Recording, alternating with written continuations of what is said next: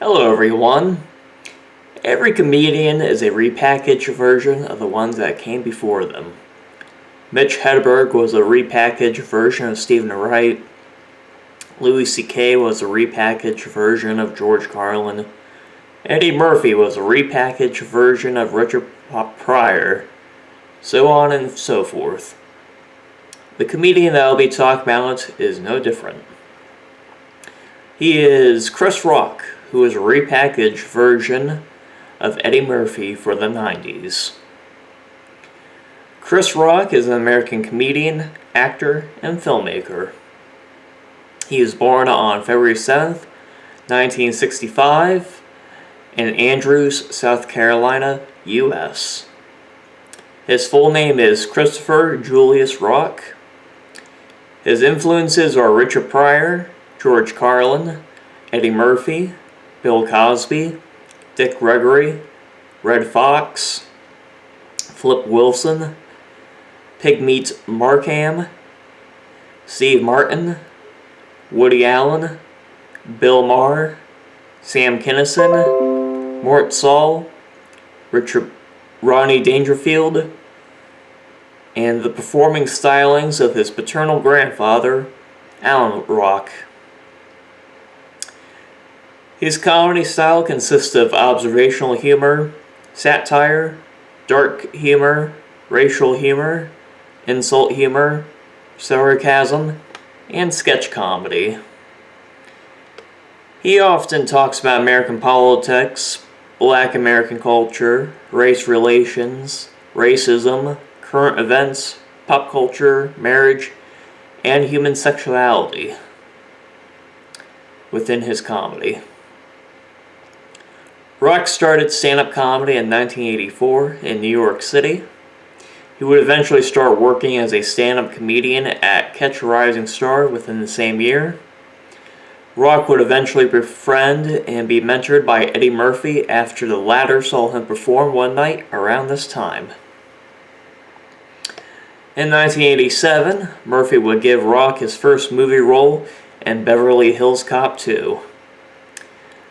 In the same year, Rock would make his television debut on the Joan Rivers Show. He would later go on record to say this was his worst stand-up comedy performance ever. Rock would continue to rise in the ranks in the comedy world in the late 80s. His rise would lead him in becoming a cast member on the sketch comedy show Saturday Night Live in 1990 for the 16th season. He would become known as a member of the Bad Boys of SNL, along with other new cast members, Adam Sandler, David Spade, Chris Farley, and Rob Schneider. In 1991, Rock would release his first comedy album titled Born Suspect.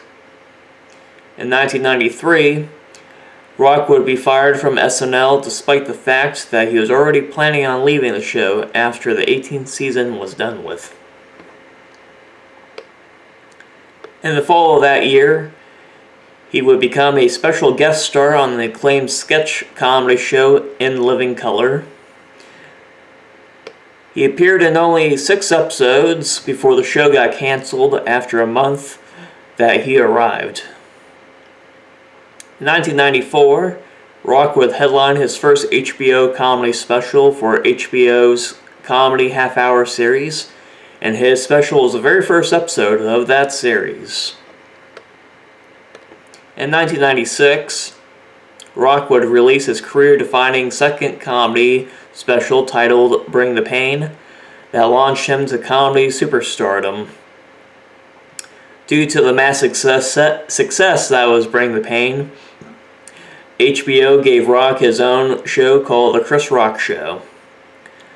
The Chris Rock Show was a sketch comedy and late-night talk show that ran from 1997 to 2000 for 5 seasons and 55 episodes. Some of the most noteworthy comedy writers on the show include Louis C.K., Vernon Chapman, and Wanda Sykes. In 1999, Rock would follow up with the success of Bring the Pain with his HBO television special titled Bigger and Blacker. He would eventually release 2 more specials for HBO, Never Scared in 2004 and Kill the Messenger in 2008.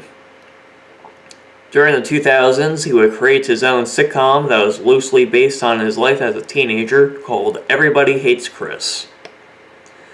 The series is set in Bedford Stuyvesant, sorry if I screwed up there, Brooklyn, New York City from 1982 to 1987. The series ran from 2005 to 2009 for 4 seasons and 88 episodes. One noteworthy actor on the show was Terry Crews, who played Chris Rock's father, Julius Rock.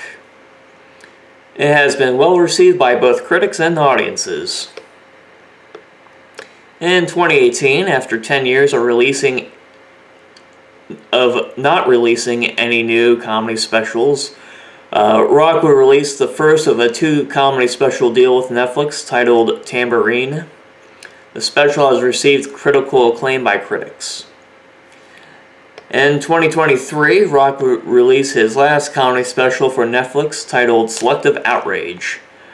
This special was highly anticipated due to the fact that Will Smith slapped him a year prior at the Oscars for joking about Smith's wife. The special ultimately received mixed reception, though. Despite that, Chris Rock has cemented himself as one of the greats of comedy, and a very influential one ever since the 90s. I am grateful for his contributions to the world of comedy, which is my love.